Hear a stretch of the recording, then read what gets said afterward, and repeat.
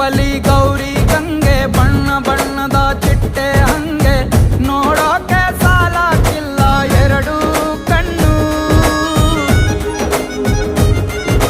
ಗಂಡು ಹೈಕಳು ಬೆಪ್ಪಾಗವ್ರೆ ಬೆರಗು ಕಣ್ಣಲ್ಲಿ ನೋಡ್ತಾ ಅವ್ರೆ ದಾವಣಿಲೆ ಬೀಸುತ್ತಾರೆ ಹೆಣ್ಣೈಕಳು.